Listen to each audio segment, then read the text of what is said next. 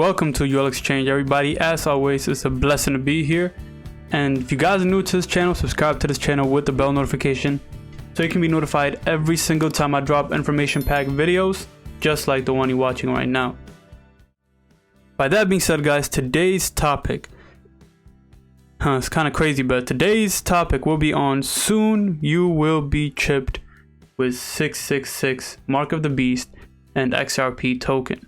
Are you ready for this time to come? And shall that time come and pass, or shall that time stick and you will be one of those people that will take the chip? So let's get straight into the whole XRP news, and then we'll get to that video. XRP is currently sitting at 33 cents, down 4% for the 24-hour period. Market cap is down 4%, which brings it down to 16.9 billion, almost 17 billion, and fully diluted again, almost 34 billion.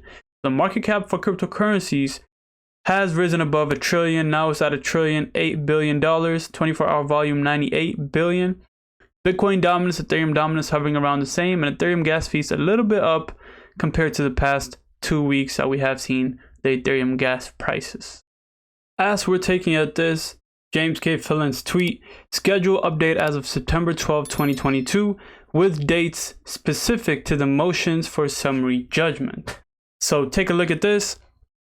September 9th, 2022, the Ripple defense response to the SEC motion filed to seal was on September 12, 2022. Now let's get into the coming dates for the schedule update of the SEC versus Ripple Labs lawsuit and against Brad Garlinghouse and Chris Larsen. As we flip onto the second page, we can see that motion for summary judgment, the court has approved the Rule 56.1, and September 13, 2022, parties file all materials related to the summary judgment motions temporarily under seal, including briefs, Rule 56.1 statement, and supporting exhibits. September 15, 2022, September 19, 2022, parties file public redacted versions of briefs in support of the summary judgment motion, making only those provisional redactions requested by the parties during the meet and confer. So we will find out all these things by September 19th. And continuing on, there are more dates, guys. More dates leading all the way up to December 22nd of this year, 2022. So we shall find out all the updates of the SEC. If they follow this to the brief specific dates listed, we will find out something at least by the end of December. So October 18, 2022, parties filed for material relating to oppositions to summary judgment motions temporarily under seal, including briefs, Rule, again, 56.1, counter statements, and supporting exhibits. October 20, parties meet and confer to identify redactions sought by each side to the opposition briefs. October 24, parties file, we're coming back to the public now. So the public, again, redacted versions of opposition briefs, making only those provisional redactions requested by the parties during the meet and confer. Then November 15, parties file summary judgment, reply to temporarily under seal. And November 17, do the same thing again, confer by each side to reply briefs. And then on November 21st, 2022, it becomes to the public again with a redacted version of reply briefs, making only those provisional redactions requested by the parties during the meet and confer. And then parties file omnibus motions to seal all material relating to the summary judgment motions, including briefs, Rule 56.1, statements and counter statements, declarations and supporting exhibits. Parties also file proposed redactions to such materials. And on December 22nd, 2022, parties file oppositions to omnibus motions to seal.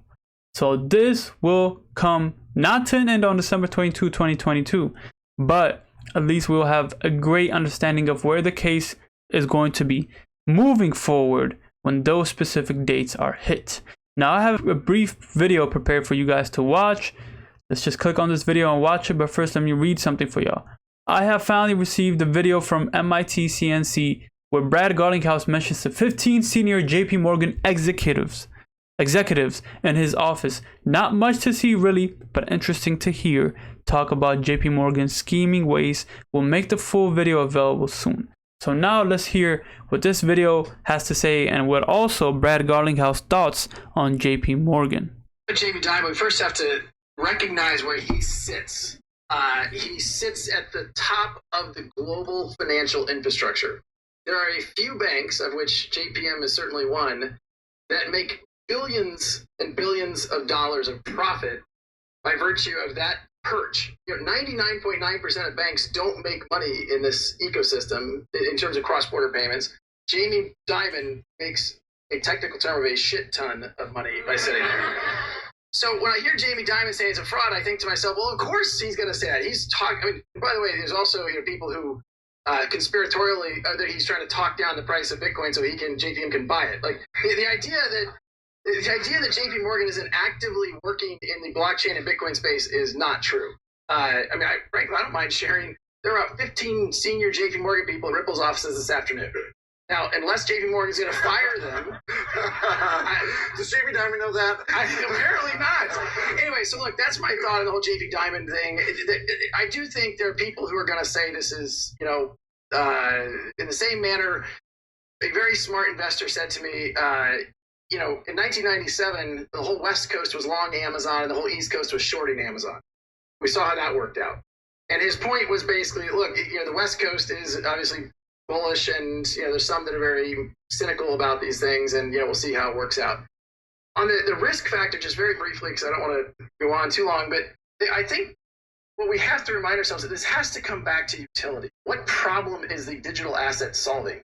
If it's solving a real problem and it's creating value by solving that problem, then there will be value in the token.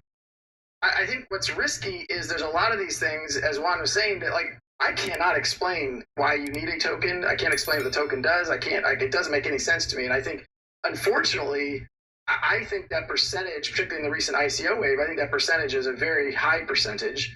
I think there is going to be carnage to be had from that. And I think Grant is smarter than I am in many ways, not the least of which is on the law.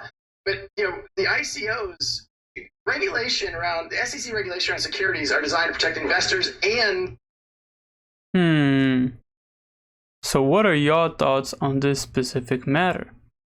He even said that JP Morgan associates came to his house, came to the Ripple office headquarters, and, we're talking something sinister.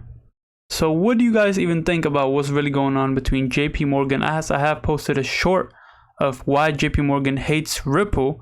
If you guys haven't seen that video, I urge you guys to check it out.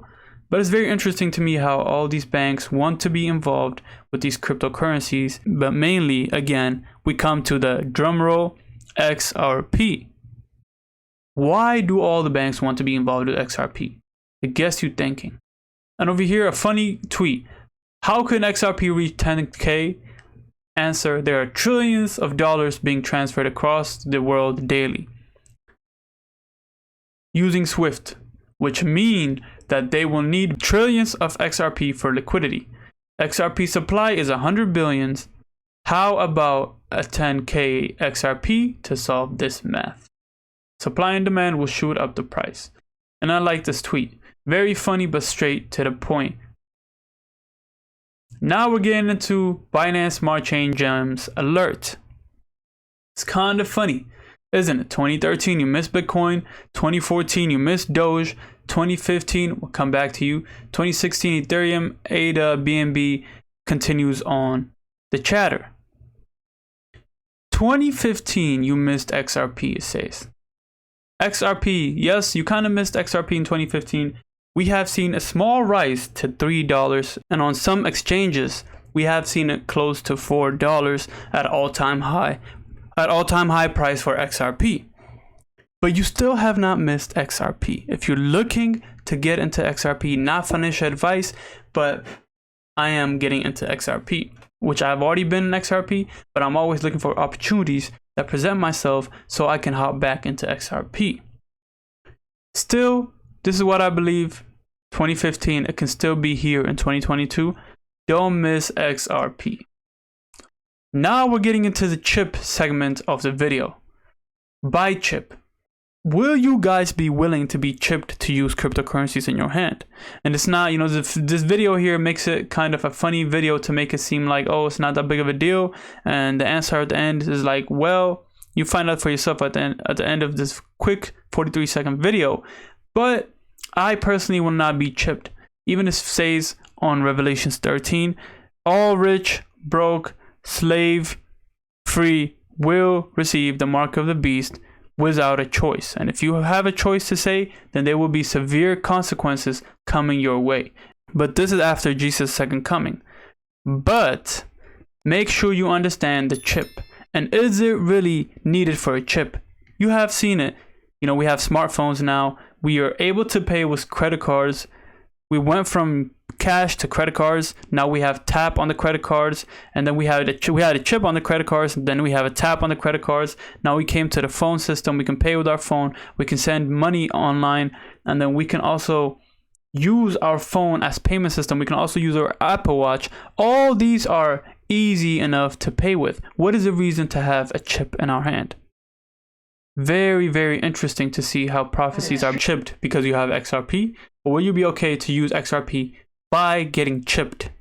And this is ByChip, only one of, you know, I guess one of the tech companies working on it. But I told you guys in my many videos that the chip has already been in play since 2013. In Sweden, there have already been a couple people that have been chipped. And ByChip is an implantable passive RFID NFC transponder. And it also gets me thinking why the lady in the video didn't say a word, but just humming the whole time. It was just those two gentlemen speaking. So various forms of contactless payment which require authentication process. ByChip has also created a crypto token that will be implanted, and the microchips are as the only payment system. You see the word here, only payment system. You can buy ByChip token here, and then you see for the latest details, social media, blah, blah, continues on. Are you ready to get chipped? And this is a decision we all have to make on our own. At the end of the day, guys, thank you for tuning into this video. God bless all you guys. Subscribe to this video for more videos to get an understanding of what's going on in the financial system and what's happening around the world all over. Subscribe, guys. God bless y'all. See you in the next video. Peace out.